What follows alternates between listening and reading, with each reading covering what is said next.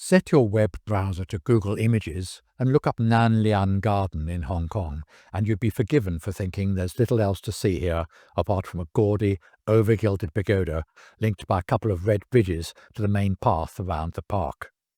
It's the one thing that everyone wants to photograph, the one thing that everyone wants to have a selfie taken against, and the one thing that smacks you in the eye the moment you walk through the entrance. This is the second time I've visited this garden, and for me, the pagoda is one of the lesser attractions of Nan Lian. Maybe I'm a heretic as far as tourism is concerned, but there's so much more to enjoy in this stunning park that I sometimes wonder how much some people must miss when their eye is caught by the in-your-face objects, which can eclipse the more subtle, and for me, much more attractive aspects. The Nan Lian Garden is a Chinese classical garden situated in Diamond Hill, about 25 minutes by MTR from Tsimsha. Some 3.5 hectares in size, it was a joint project of Chi Lin Nunnery and the Hong Kong government that was opened to the general public on November 14, 2006. It's a Tang-style landscaped Chinese garden of classical elegance, based on the blueprint of the famous Jiangshouju Garden in Shanxi province, the only Tang landscape garden, the original layout of which can still be traced today. Hills and rocks, water, plants and timber structures are built and arranged according to classical Tang rules, but built in modern times, with its architecture and landscaping reflecting the natural environment in a manner conducive to a sense of serenity and tranquility, right in the midst of the urban city hustle. The Chinese tradition of earth-enclosing rocks is adopted for the formation of hillocks in the garden. Distinctive timber structures include pavilions, terraces, a waterside pavilion, bridges, and a black lintel. Some of the old trees in the garden include Buddhist pine, Japanese black pine, cypress, and myrtle. The garden has been designed with the idea that visitors follow a one-way route, both to cut down on congestion and to appreciate it at its finest. The main gate was carefully positioned to form a divide between the garden and the city streets, keeping out the city sights and sounds, while, perhaps more importantly, diverting the sightline away from two flyovers and lessening the sense of oppression they created. The entrance to the garden is craftily located just below a gap between the flyovers, so that light shines down and one can see the sky. Once through the gate, however, the space opens wide, and the contrast with the outside world is very marked. Noise barriers shield the gardens from the sound of traffic outside the garden, and mounds have been placed around the whole garden with extensive planting of trees to filter exhaust and dust from the surrounding area.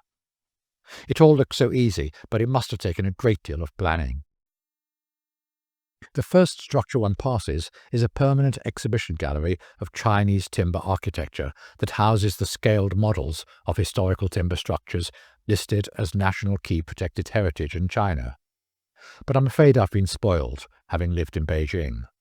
Their ancient architecture museum beats this one hands down.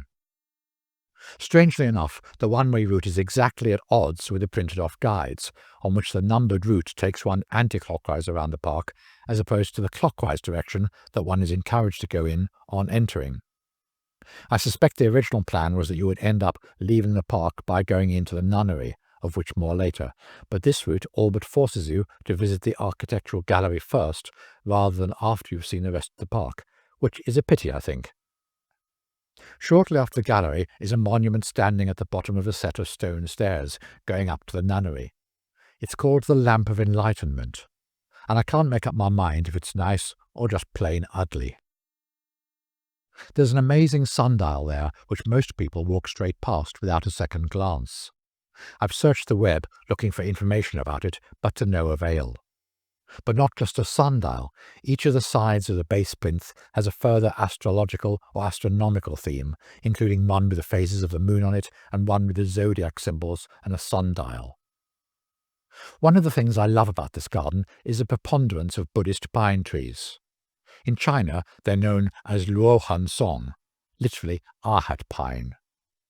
They're small to medium-sized evergreens, not pines at all, reaching 20 meters high. It's a popular large shrub or small tree in gardens, particularly in Japan. Because of its resistance to termites and water, it's used for quality wooden houses in Okinawa, whilst in Hong Kong, Buddhist pine is highly regarded as a feng shui tree, giving it a very high market value. Apparently in recent years, the illegal digging of Buddhist pine has become a problem in the city. A little further on from the Lamp of Enlightenment is a smallish collection of bonsai trees. Or perhaps it would be more accurate to give it the Chinese name of punjing, literally tray scenery, rather than the Japanese term we use in the UK. Again, not the most stunning display I've ever seen. Beijing spoils one for that too, but pleasant all the same. In the northeast corner of the garden is a restaurant which apparently has a good reputation for vegetarian food. It's managed by the Qilin Nunnery and serves a variety of so-called gourmet meals. The restaurant is situated behind a waterfall called the Silver Strand and has a panoramic window allowing diners to look through the cascading water into the gardens. Perhaps this is another of its attractions, quite apart from the quality of the food.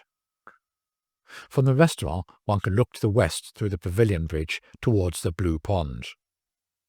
This so-called Blue Pond is stocked with koi carp, and you get an excellent view looking down from the lunar reflection terrace.